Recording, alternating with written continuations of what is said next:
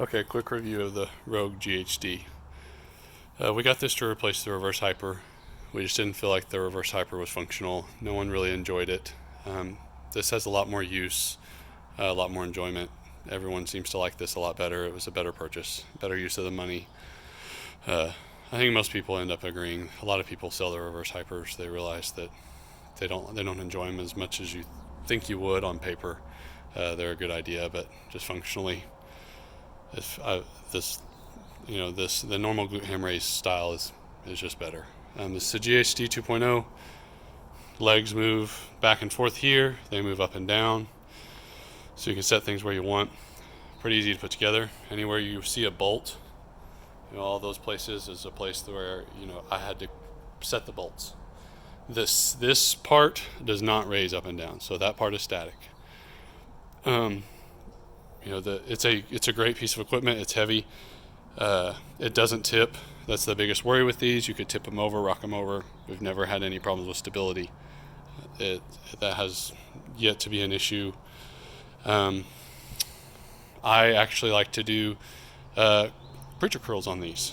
This is a great height for me to come over, and if I moved this back, I would sit right there and I do preacher curls. The only hard part is that you don't really have a place to set your weight. You have to have something to put your curls on, or you have to carry them over and hang them over the bar.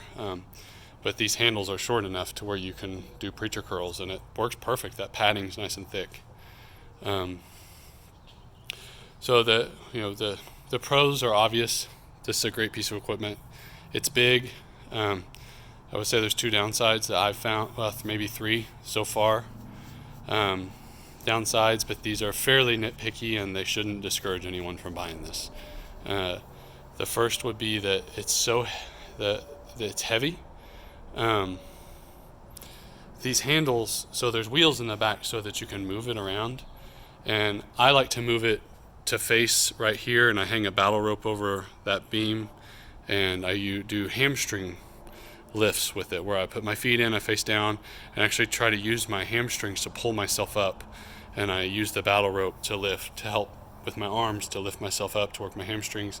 You can do it the same right here. If you have like a broomstick or something, you push up on the broomstick to help get yourself up. But the where the handles are located, and they're so high up that it's actually really hard to move. Even with the wheels, it's kind of funny.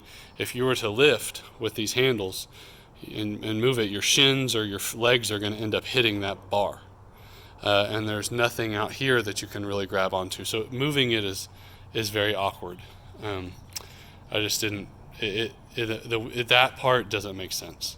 The second part that again, you're getting into nitty gritty, is there's not really anything to pull yourself up. So it would be nice, like I have one of these right here. It's one of the Rogue battle rope things.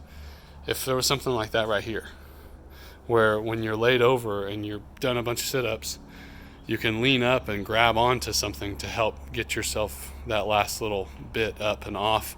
Also a handle to help yourself get on and off. That would be nice.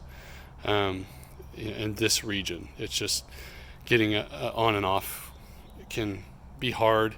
Again, this is a very nitpicky thing. A little handle there would be good. The last thing is, I don't know what all these little holes are for. I assume there was maybe an attachment concept at some point, and they're all drilled, but it has these holes all over the place, and I don't understand why those are there.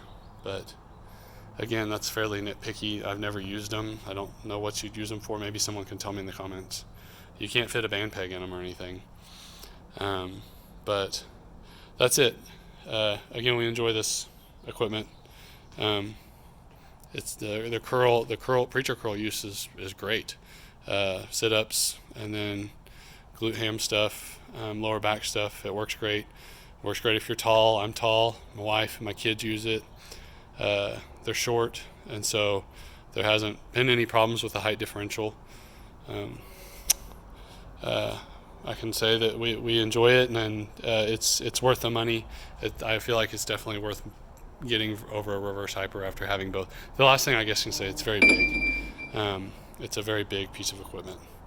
So just if you're going to get one, know that you got to have a large footprint and a lot of space. Anyways, if you have any questions, ask me in the comments. I just wanted to comment about this. Again, these are fairly self-explanatory, but there's always a couple negatives. The ones on this are very nitpicky and shouldn't discourage you at all. It's just if you're a consumer and you want to know what you're getting yourself into, that's what I would tell you is what we've noticed. So best of luck. Thanks.